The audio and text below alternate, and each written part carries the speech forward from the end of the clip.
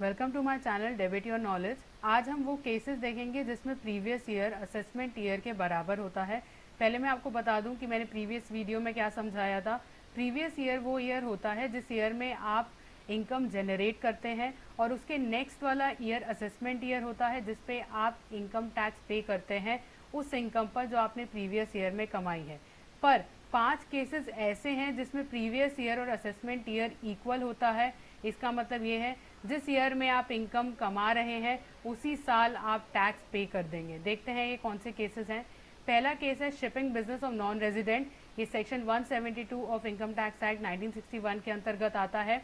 इसमें यह है कि यदि कोई नॉन रेजिडेंट इंडिया की पोर्ट पर शिपिंग बिजनेस करता है, पैसेंजर्स को कैरी करके लेके जाता है इंडिया के पोर्ट से, या गुड्स कैरी करके लेके जाता है, और हमारी इंडिया के पोर्ट से इनकम जनरेट करता है, तो उसको तुरंत उस इनकम पे टैक्स पे कर देना है, जो कि 7.5% है।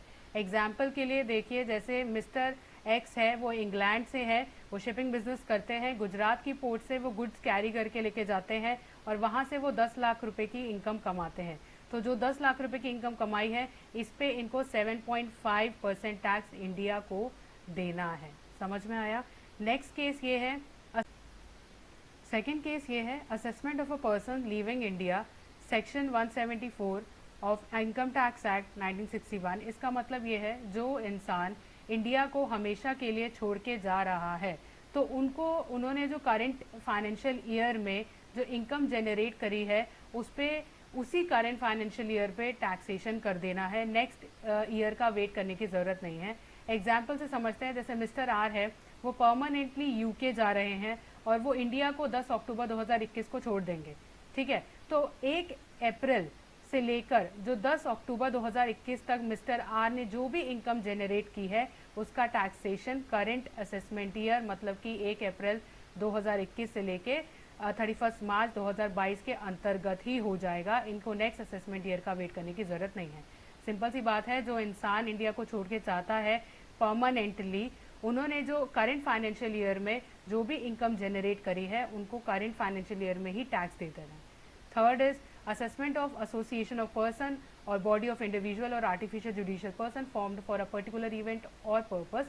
174A of IT Act 1961 ये कहता है कि जो एसोसिएशन ऑफ पर्सन बनाए जाते हैं या बॉडी ऑफ इंडिविजुअल या आर्टिफिशियल जुडिशियल पर्सन बनाया जाता है किसी पर्टिकुलर पर्पस के लिए, पर्टिकुलर पीरियड के लिए, और जैसे ही वो पीरियड ख़त्म हो जाता है और ये डिसॉल्व हो जाते हैं, तो उन्होंने इस ऑपरेशन के दौरान जो इनकम जनरेट करी है करंट फाइनेंशियल ईयर में, तो इनका टैक्सेशन भी करंट फाइनेंशियल ईयर में हो जाएगा। जैसे ही ये डिसॉल्व हो जाता है, असेसिंग ऑफिसर इनसे इनका टैक्सेशन करवा लेगा और टैक्स वसूल लेगा।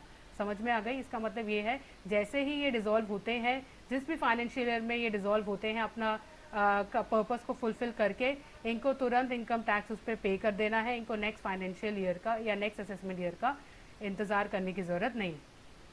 Next is assessment of a person likely to transfer the property to avoid tax, section 175 of IT Act 1961। Fourth point ये कहता है कि जो इंसान बहुत स्मार्ट बनते हैं ये सोचने के लिए कि ये सोचते हुए कि वो प्रॉपर्टी को ट्रांसफ़र कर देंगे, समझ लिए बिल्डिंग को ट्रांसफ़र कर दिया, सेल कर दिया या डिस्पोज कर दिया ताकि उनको टैक्स ना पे करना पड़े, तो असेसिंग ऑफिसर्स क्या करते हैं, ऐसे लोगों को नोटिस देते हैं जो लोग प्रॉपर्टी ट्रांसफ़र कर रहे हैं, सेल कर रहे हैं, टैक्स को अवॉइड करने के लिए। ठीक है, तो इनको भी जैसे ही अपनी प्रॉपर्टी ट्रांसफ़र करते हैं, जो भी ये इनकम जनरेट करते हैं इस प्रोसेस के थ्रू, तो इनको भी तुरंत ही उस पर टैक्स देना है। नेक्स्ट ईयर का वेट करने की ज़रूरत नहीं है। Fifth is discontinued business. Discontinued business का मतलब ये हुआ जो बिजनेस हमने बनाया था और अब वो बंद हो रहा है, तो हमने जो करंट फाइनेंशियल ईयर में या करंट असेसमेंट ईयर में जो इनकम जनरेट करी है उस डेट तक या उस मंथ तक जब हमारा बिजनेस डिसकंटिन्यू हो रहा है, तो हम करंट फाइनेंशियल ईयर में ही उसका टैक्सेशन कर देंगे। फॉर एग्जांपल, जैसे एक बिजनेस है डिसकंटिन्यू हो रहा है 9 अगस्त 2021 को। ठीक है, तो जो मेरे बिजनेस ने 1 अप्रैल 2021 से लेके 9 अगस्त 2021 तक पैसा कमाया होगा, मुझे करंट फाइनेंशियल ईयर मतलब कि 2021 से लेके 2022 वाला जो फाइनेंशियल ईयर है, इसी में ही इसका टैक्सेशन कर देना है। आई होप आपको ये 5 केसेस समझ में आ गए होंगे जिसमें प्रीवियस ईयर असेसमेंट ईयर के बराबर होता है, मतलब जब आपने इनकम जनरेट की तभी आप उस पर इनकम टैक्स पे कर दोगे, आपको नेक्स्ट ईयर का वेट करने की ज़रूरत नहीं है। अगर आपको ये मेरी वीडियो पसंद आई है तो लाइक करो, शेयर करो, सब्सक्राइब करो डेबिट योर नॉलेज चैनल को। Thank you very much.